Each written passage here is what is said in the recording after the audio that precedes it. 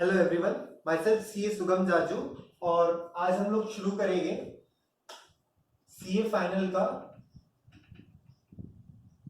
Paper 6D elective subject, उसमें economic law.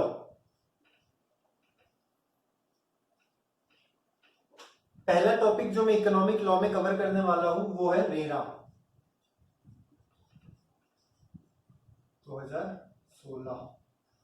Mind में handwriting बहुत अच्छी नहीं है, थोड़ा एडजस्ट कर लेना, ठीक है। सो पहली चीज, मैं सीए हूं। हाँ, मैं सीए हूं। दूसरी चीज, क्या मैं न्यू सिलेबस हूँ, ओल्ड सिलेबस हूँ? मैं न्यू सिलेबस हूँ और उसमें भी मैंने इकोनॉमिक लॉ ही पढ़ा था और पास भी किया था, इसीलिए I am eligible to make lecture on economic law. और अगर आपको अच्छा लगता है तो आप देखिएगा पूरा आखिर तक के। नाउ रेरा ही क्यों मैंने सेलेक्ट किया, तो अगर आपने देखा होगा तो आपके इकोनॉमिक लॉ में जो चैप्टर्स है, जो एक्ट कवर किए हैं, उसमें से कुछ एक्ट आपके फर्स्ट ग्रुप का जो लॉ है उसके अंदर कवर हो जाते हैं। तो उसके ऊपर मैं वापस लेक्चर नहीं बनाऊंगा, क्योंकि मेरा लेक्चर बनाने का मोटिव ये है कि मान लो अगर कोई बच्चा सेल्फ स्टडी करना चाह रहा है और उसको कोई एक हाथ दो कंसेप्ट क्लियर नहीं हो पाते, तो मेरा मोटिव है कि वो मेरे लेक्चर देख के वो एक हाथ दो कंसेप्ट क्लियर कर ले। और अगर मान लो कोई बच्चा पूरा ही सेल्फ स्टडी करके पूरा मेरे लेक्चर से पढ़ना चाह रहा है तो वो मोस्ट वेलकम। या तो let's get started. Economic law, जिसे हम the real estate regulation and development act 2016। अब ये एक्ट लाने के पीछे का रीजन क्या था, हम लॉजिक समझते हैं। तो क्या होता था पहले ना, कंस्ट्रक्शन सेक्टर, मैं जानबूझ के कंस्ट्रक्शन वर्ड यूज करूंगा, इंफ्रास्ट्रक्चर नहीं। कंस्ट्रक्शन सेक्टर थोड़ा अनऑर्गेनाइज था। लेट्स से फॉर एग्जांपल मुझे फ्लैट चाहिए, ठीक है। मुझे क्या चाहिए? फ्लैट। मुझे फ्लैट खरीदना है, ठीक है। एक बिल्डर है जिसका नाम है धनीराम, ठीक है। मैं धनीराम जी के पास गया, उनको बोला सर आप फ्लैट बना रहे हो क्या? बोले हाँ, मेरा एक साइट चालू है, बाजू में मेरी साइट चालू है, उसमें फ्लैट बुक कर दीजिए। मैं बोला ठीक है, मुझे फ्लैट आप बुक कर दीजिए। तो धनीराम जी मुझे बोले कि आप मुझे 5 साल तक के हर 6 महीने में 10 लाख रुपए दीजिए और 5 साल बाद वो मुझे फ्लैट का पोजीशन दे देंगे। मैं बोला ठीक है, मैंने सैंपल फ्लैट वगैरह देखा, मुझे पसंद आया, मैंने एग्रीमेंट टू सेल साइन कर दिया। मैं उसको हर 6 महीने में 10-10 लाख रुपए दे रहा हूं, एक्सपेक्ट कर रहा हूं कि 5 साल बाद मुझे मेरा फ्लैट मिलेगा। लेकिन क्या होता है ना कि 3 साल बाद ही जो धनीराम था वो भाग गया, पता नहीं उसने कुछ तो गफला किया और वो भाग गया। तो अब क्या हुआ, धनीराम जी ने मेरे पैसे तो ले लिए और मेरे को फ्लैट भी नहीं दिया, क्योंकि बिल्डिंग तो अभी अंडर कंस्ट्रक्शन ही है ना। तो इस केस में क्या होता था, मेरा पैसा भी अटक गया और मुझे बिल्डिंग भी नहीं मिली, तो मुझे बहुत बड़ा लॉस हुआ। धनीराम जी को तो कोई इतना बड़ा लॉस नहीं हुआ, धनीराम जी तो पैसे लेके फुर्र हो गए, लेकिन जो कस्टमर्स थे उन लोगों को लॉस हुआ। Allottees act allottee word use करता है, ठीक है। हम ऑल द डेफिनेशन देखेंगे आगे, लेकिन अभी सिर्फ सुनने के लिए थोड़ा अच्छा लगेगा। जो अलॉटीज, और मैं अकेला नहीं, धनीराम जी 100 फ्लैट बना रहे थे, जो तो मेरे जैसे 100 लोग होंगे, उन सबके साथ हुआ है अनजस्टिस। तो इस चीज को सॉल्व करने के लिए गवर्नमेंट रेरा नाम का एक्ट लेके आई, जिसको उन्होंने जो कंस्ट्रक्शन सेक्टर था उसको थोड़ा ऑर्गेनाइज करने की कोशिश की, ठीक है। Will start with the chapter. अब मैं आपका स्टडी मटेरियल यूज कर रहा हूं, क्योंकि आपको स्टडी मटेरियल लेके जाना अलाउड है और दूसरी बुक्स भी अलाउड है वैसे तो, और मैं स्टडी मटेरियल रेफर करके पढ़ाऊंगा। और एक और चीज, मैं लेक्चर के एंड में आपको एक इंडेक्स बताऊंगा जो आप बना सकते हैं, या अगर मुझसे पॉसिबल हो तो मैं बना के आपको दे दूंगा। इंडेक्स में रहेगा पेज नंबर, तो वो जब आप एग्जाम लिखोगे तब आपको वो इजी जाएगा बुक में आंसर ढूंढने के लिए, ठीक है। तो इंट्रोडक्शन या पढ़ लेना, कुछ है नहीं उसमें खास। और जो लॉजिक था जो बुक में लिखा नहीं है, बस लॉ आपको अच्छे से समझ में आए इसलिए मैंने आपको बताया है, लॉजिक मैंने आपको बता दिया।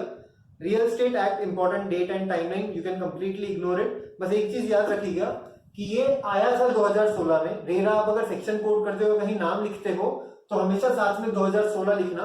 लेकिन एक चीज याद रखना, ये इंप्लीमेंट हुआ था 2017 से, ठीक है। इंप्लीमेंटेशन इसका था 1 मई 2017।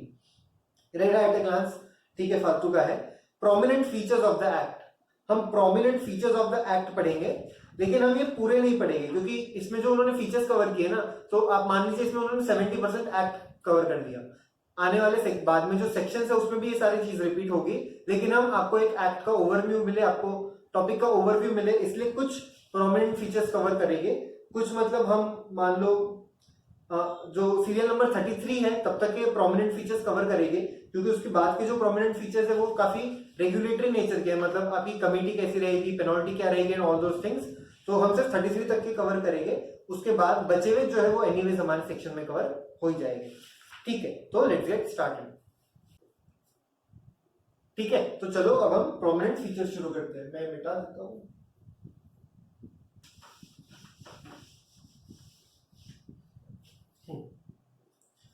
RERA applies to real estate project promoter allottees and real estate agent.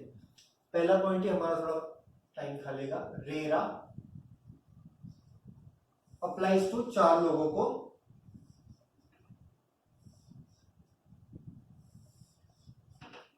पहला है मेरा रियल एस्टेट प्रोजेक्ट जिसे मैं शॉर्ट फॉर्म में आरईपी लिख देता हूं। दूसरा है मेरा प्रमोटर जिसे मैं पीआरओ लिख देता हूं। तीसरा है मेरा अलॉटी। चौथा है मेरा एजेंट। ठीक है, अभी चारों की डेफिनेशन एक्ट में दी है, हम एक एक डेफिनेशन पढ़ेंगे। ठीक है, इन 4 के अलावा रेरा और किसी पे नहीं लगेगा, और 4 में सब कवर हो गए। First will start with real estate project subsection ZN। ठीक है, डेफिनेशन सबसेक्शन 2 में दी है, हम वो कवर कर रहे हैं। ठीक है, हम प्रोमिनेंट फीचर्स छोड़ के जहां पे सब डेफिनेशंस दी है वहां पे आ चुके हैं, तो आप सबसेक्शन ZN देखो। ठीक है, real estate project means the development of building or building consisting of apartment और कन्वर्टिंग एन एग्जिस्टिंग अपार्टमेंट और part thereof into apartment.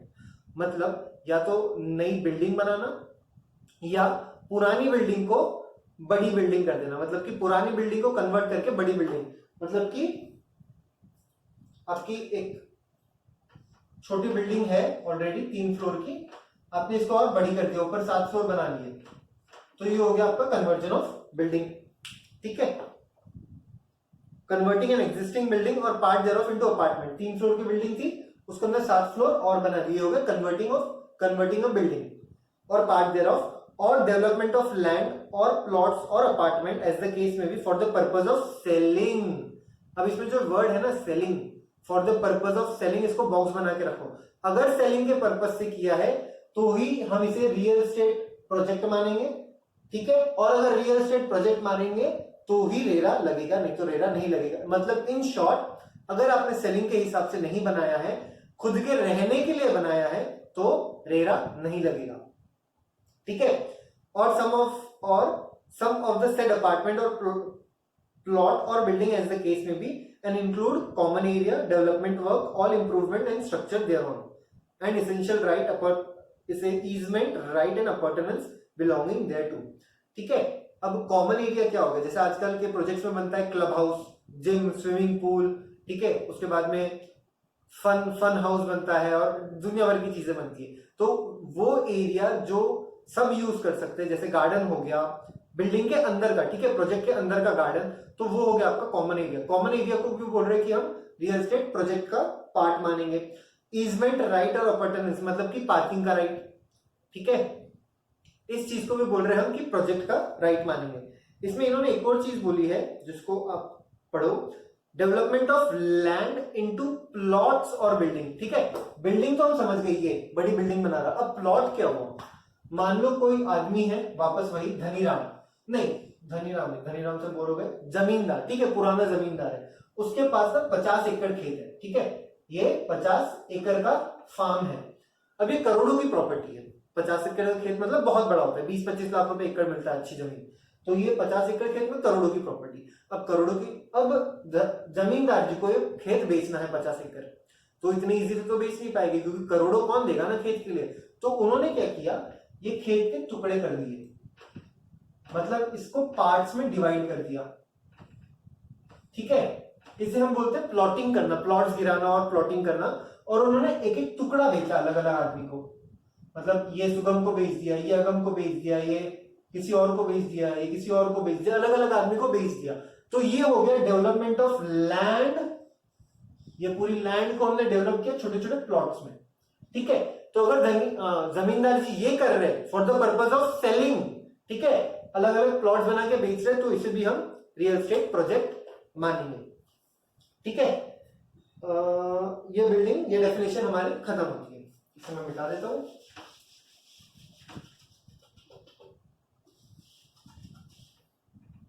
My next definition is of promoter. ठीक है, प्रमोटर की डेफिनेशन काफी लंबी चौड़ी है, ठीक है, क्योंकि इन्होंने इसमें ना डिफरेंट टाइप्स ऑफ पर्संस को कवर किया है, different we can say bodies, different kind of bodies, different kind of bodies को इसमें इन्होंने कवर किया है। ठीक है, सबसेक्शन जेड के प्रमोटर मीन्स, ठीक है, वही लॉ का रूल ऑफ डेफिनेशन इंक्लूसिव है, डेफिनेशन इंक्लूसिव है, लेकिन उन्होंने आखिरी में ऐसा क्लॉज डाला है जिससे डेफिनेशन आपकी एक्सक्लूसिव बन जाती है।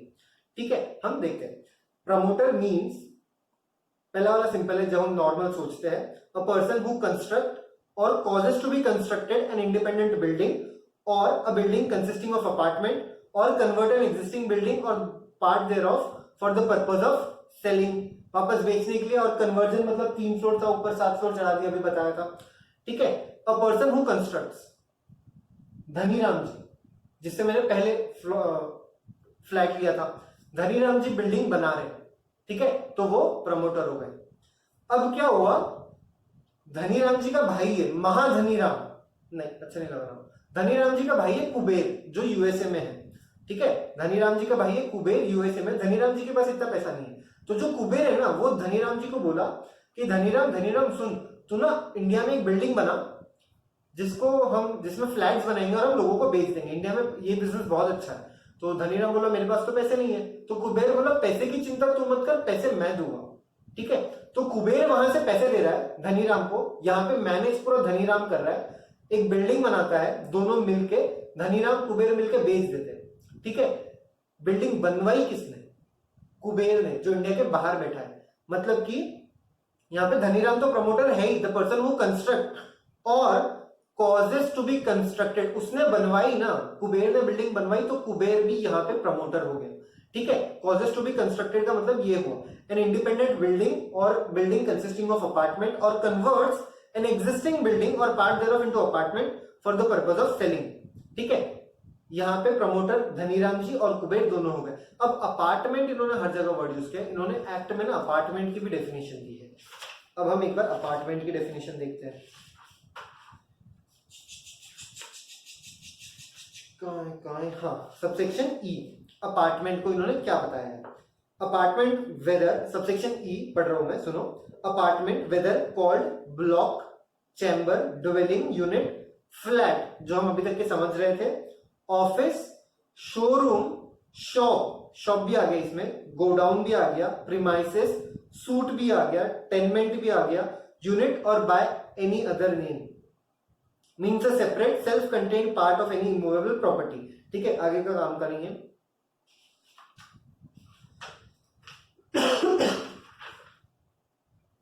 ठीक है, आगे का इतना काम करनी है। अगर आप देख रहे हो, अगर आपने ध्यान से पढ़ा होगा तो इसमें शॉप्स भी कवर हो गए, ऑफिस भी कवर हो गए, गोडाउन भी कवर हो गए, प्रीमाइसेस भी कवर हो गई। मतलब कि अगर शॉपिंग मॉल बन रहा है, ठीक है, शॉपिंग मॉल बन रहा है और उसमें 8 से ज्यादा दुकानें हैं, 8 से ज्यादा ऑफिस है, तो उस पर भी रेरा लगेगा। अभी तक हमने अपार्टमेंट का मतलब सिर्फ फ्लैट समझा था, मैंने क्योंकि बताया ही नहीं था। ठीक है, तो अब अगर शॉपिंग मॉल बन रहा है उसमें फ्लैट में नहीं है, दुकानें हैं, ऑफिसेस है, प्रीमाइसेस है, ठीक है, तो उस पर भी रेरा लगेगा क्योंकि उन्होंने अपार्टमेंट में शॉप कवर कर लिया। Will again go back to promoter. ठीक है, प्रमोटर जेड के क्लॉज 1 हम कवर कर चुके हैं। सेकेंड क्लॉज में किसको कवर कर रहा है, a person who develops a land into a project whether or not the person also construct any structure on any plot for the purpose of selling to any other person.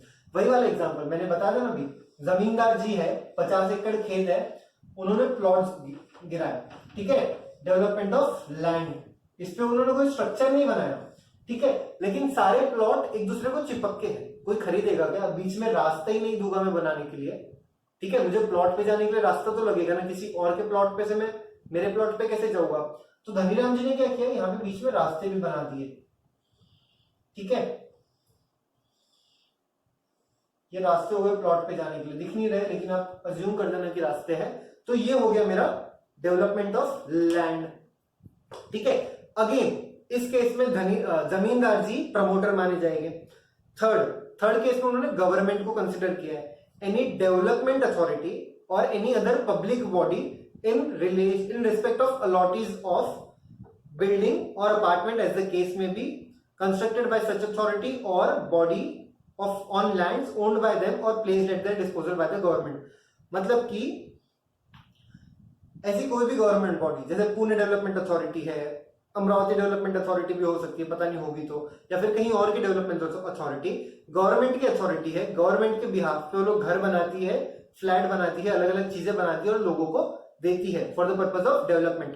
तो अब इस case में वो government authorities है तो भी वो बोल रहे हैं कि वो प्रमोटर मानी जाएगी, और अगर वो प्रमोटर मानी जाएगी तो उस पर रेरा लगेगा और उसको रजिस्ट्रेशन लेना पड़ेगा। ठीक है। सब क्लॉज बी है, plot owned by such authority or body और प्लेस्ड एट देयर डिस्पोजल। अब plot owned by such authority मतलब कि अगर आपने पूना में देखा होगा तो आजकल जो उसके कहा बोलते हैं, जहां पे विप्रो वगैरह कंपनीज है, अगर वहां पे कोई फ्लैट्स बन रहे हैं तो वहां वो ना पुणे एमआईडीसी की जमीन पे बनते हैं, जो कि लीज पे ली होती है 99 ईयर्स की। तो वो क्या हो गया, plot owned by such authority. Plot जो है उसका ओनर है पूना डेवलपमेंट अथॉरिटी, लेकिन उसने दिया है, ठीक है, दिया है for the purpose of development, तो वो भी प्रमोटर मानी जाएगी और उसको एज ए प्रमोटर रजिस्ट्रेशन लेना होगा। फोर्थ सेक्शन में उन्होंने किसको कवर किया है,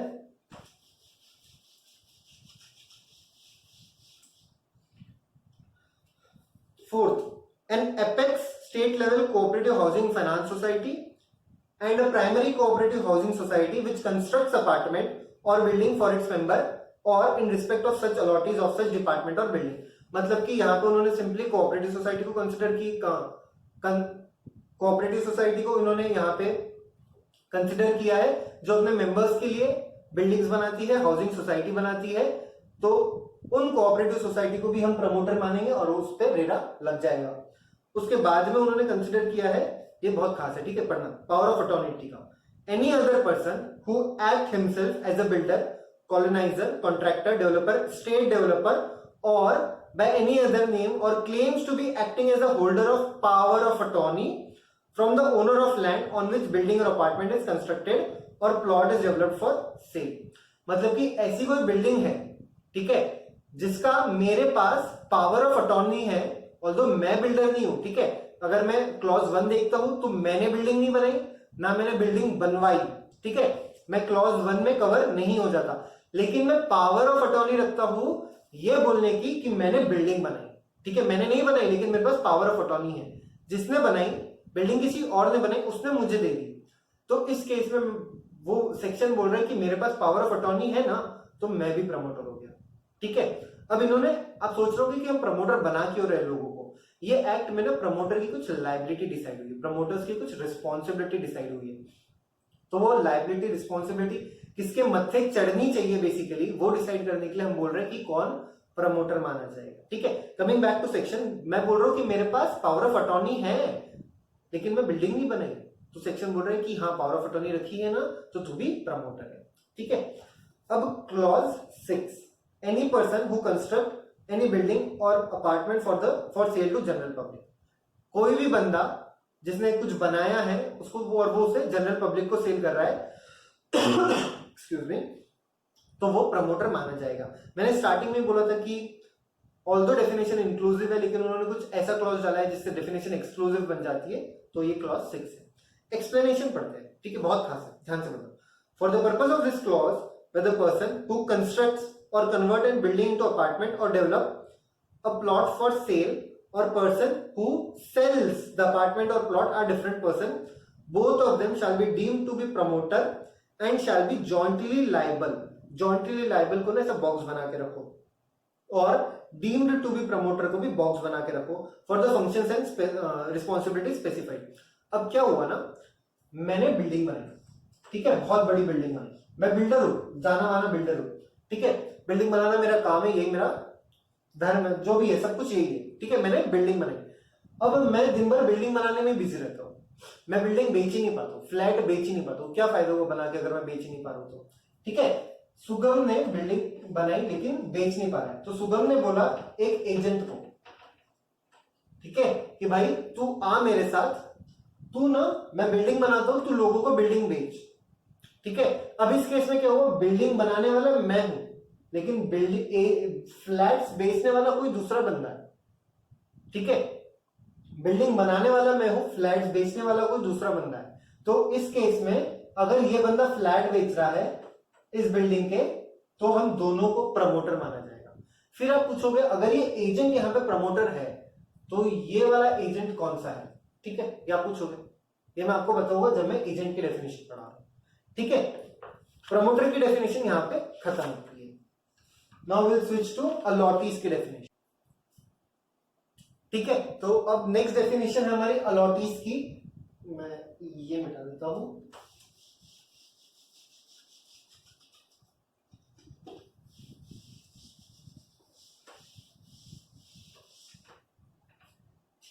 allottees again subsection D, allottee in relation to, मैं ऊपर का नहीं पढ़ूंगा, नीचे जो चार्ट दिया हुआ है ना मैं उसमें से समझा देता हूं फटाफट। In relation to real estate project means the person to whom a plot, apartment or building as the case may be has been allotted, sold, whether as a freehold or leasehold or otherwise transferred by promoter, ठीक है।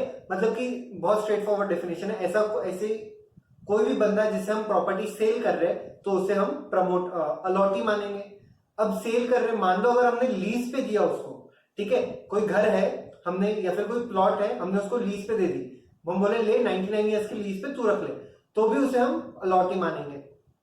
अब एक last चीज है, और otherwise transferred by the promoter, ठीक है, otherwise transferred by the promoter. इसका क्या मीनिंग हुआ? अब मान लो धनीराम जी उन्होंने बिल्डिंग बनाई, ठीक है, अब एक इलेक्ट्रिशियन उनके पास आया फ्लैट खरीदने। धनीराम जी बोले अच्छा तू इलेक्ट्रिशियन है, तो वो बोला हाँ मैं इलेक्ट्रिशियन हूं, वो बार्गेनिंग करने लगा। धनीराम जी बोले, ऐसे एग्जांपल दे रहा हूं मैं, पर्सनली नहीं लेना।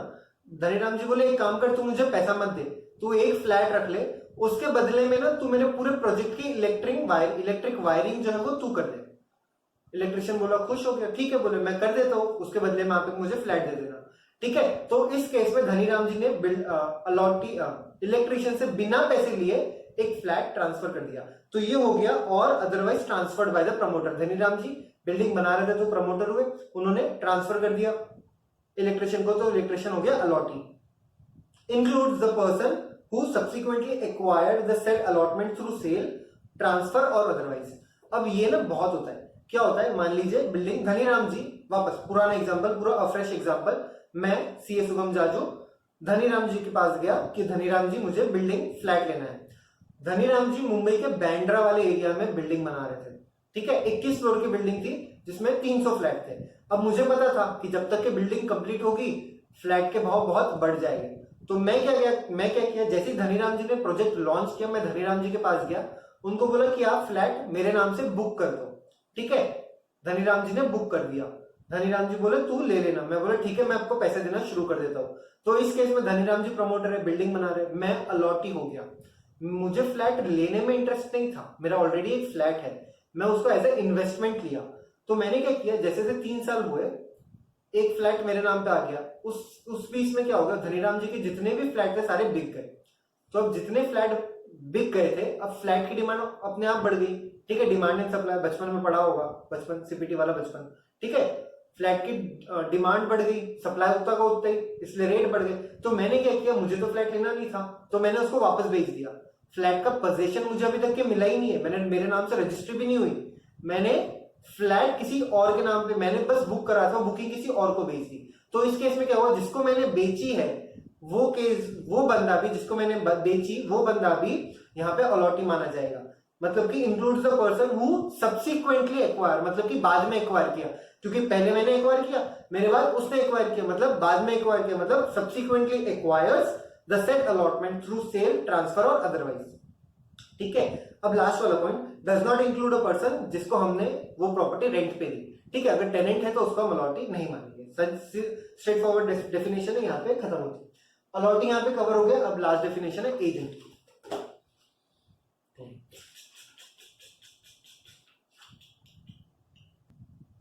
मिल गई, रियल एस्टेट एजेंट था, मैं एजेंट में ढूंढ रहा था। Subsection ZM, real estate agent means a person who negotiates or act on behalf of any person in a transaction of transfer or of his plot, apartment or building as the case may be in real estate project by way of sale with another person or transfer of plot, apartment or building as the case may be of any other person, and receives remuneration or fees or any other charges for his service whether as commission or otherwise, and include a person who introduces through any medium prospective buyer and seller to any other person for negotiation for sale or purchase of plot, apartment, building as the case may be, and includes property dealer, broker, middleman or by whatever name called. कुछ समझ नहीं आया, ठीक है, वापस पढ़ते हैं। अच्छा, आप जो एजेंट समझ रहे हो और इसमें जो एजेंट की बात कर रहे हैं वो सेम ही है, ठीक है। इन्होंने बस काफी टेक्निकल लैंग्वेज में लिखा है ताकि वो सारे एस्पेक्ट्स इसमें कवर कर पाए, ठीक है। सिंपल वही बात कर रहे हैं, means any person who negotiates or act on behalf of any other person in a transaction of transfer. मतलब कि जैसे एजेंट बेसिकली काम क्या करते हैं, मान लो धनीराम जी को अपना फ्लैट बेचना है, तो धनीराम जी ने एक एजेंट को अपॉइंट किया, ठीक है। एजेंट हो गया मान लो चतुर, तो चतुर धनीराम जी के बिहाफ पे बायर्स ढूंढेगा। चतुर मेरे पास आएगा, मुझे बोलेगा हाँ धनीराम जी की बिल्डिंग बहुत अच्छी है, वहां पे सारी सर्विसेज है, क्लब हाउस है, स्विमिंग पूल, तो बाप रे चुम्मा एकदम लाजवाब है, ऐसे बहुत तारीफ करेगा और मुझे बोलेगा कि आप धनीराम जी का आओ फ्लैट वगैरह देखो और खरीद लो। जैसे ही मैंने धनीराम जी का फ्लैट खरीद लिया, उसको उसका कमीशन मिल जाएगा। तो क्या कर रहा है वो, धनीराम जी के बिहाफ पे निगोशिएशन कर रहा है, प्रॉपर्टी दिखा रहा है, अमका ढमका सब कुछ कर रहा है, ठीक है। तो वो हो गया एजेंट। ये तो ऑलरेडी आई थिंक आपको पता होगा। As the case may be in real estate project, मतलब रियल एस्टेट प्रोजेक्ट में एजेंट रहेगा by way of sale with another person और ट्रांसफर ऑफ प्लॉट, अपार्टमेंट और building as the case may be of any other person, ठीक है। और सिर्फ flat के केस में नहीं, प्लॉट के केस में भी एजेंट्स हो सकते हैं, प्लॉट के भी एजेंट होते हैं, आपने सुना होगा प्लॉट की दलाली करता है बोलते हैं यूजुअली हम लोग लोकल लैंग्वेज में, ठीक है। एंड रिसीव्स कमीशन, ब्रोकरेज वगैरह मिल जाता है। And include a person who introduces, मतलब कि मिलवाता है। मान लो अगर आपने रेंट एग्रीमेंट अगर आपने देखा हो, रेंट एग्रीमेंट यहाँ पे कवर नहीं होगा, बहुत सारे ऐसे भी होते हैं कि वो ढूंढते हैं, मान लो धनीराम जी को फ्लैट बेचना है, धनीराम जी उसको बोलते हैं कि तू मेरे बिहाफ पे निगोशिएट मत करना, तो सिर्फ हमको मिलवाना। तो जो चतुर है एजेंट, वो मुझे बोलोगे कि आओ मैं आपको धनीराम जी का फ्लैट दिखाता हूँ, मुझे धनीराम जी के फ्लैट पे लेके जाएगा और धनीराम जी से मिला देगा, फिर हम दोनों में कन्वर्सेशन शुरू हो जाएगी। तो उस केस में भी हम उसे एजेंट माने जाएंगे। अब अगर आपको याद होगा तो मैंने बोला था कि प्रमोटर के केस में अगर कोई बिल्डिंग बना रहा है और उसने बिल्डर ने किसी को बोला, एजेंट को बोला कि तू मेरे बिहाफ पे बिल्डिंग सेल कर, तो उसे हम एजेंट मानेंगे। तो उसे हम एजेंट नहीं, उस एजेंट को भी हम इसके साथ प्रमोटर मानेंगे। तो अब वो वाले एजेंट जो प्रमोटर है और ये वाले एजेंट में फर्क क्या है? तो मुझे ऐसा लगता है कि अगर कोई बिल्डिंग नई बन रही है, न्यू बिल्डिंग हो रही है, अब एजेंट जो है ना वो ये देख के फ्लैट नहीं बेचते कि नई बिल्डिंग है कि पुरानी है, उनको फ्लैट मिला, उनको बेचना है बेच देते हैं, वो ये नहीं देखते नया पुराना है, ठीक है। अब अगर नई बिल्डिंग बन रही है, अंडर कंस्ट्रक्शन है, उसका एजेंट है, तो उससे हम प्रमोटर मानेंगे। लेकिन कोई पुरानी बिल्डिंग है जो ऑलरेडी बिक चुकी है, ठीक है, मतलब पूरी बिल्डिंग बिक चुकी है, बहुत पहले ही बन गई, लोगों को पोजीशन मिल गया, 3 4 5 10 15 20 साल हो गए, उसके बाद अगर कोई फ्लैट बेच रहा है तो उस वाले एजेंट को हम एजेंट मानेंगे, प्रमोटर नहीं मानेंगे, ठीक है। क्लियर हो कंसेप्ट? तो अब यहाँ पे हमारी 4 डेफिनेशंस खत्म होती है और अभी तक के हमने पॉइंट कवर किए हैं पूरे, एक सिर्फ पहला प्रोमिनेंट फीचर का सिर्फ पहला पॉइंट कवर किया है, जो कि यूजुअली मतलब काफी बड़ा था। अब आगे आने वाले पॉइंट्स इतने बड़े नहीं रहेंगे, ठीक है। तो will go ahead to second.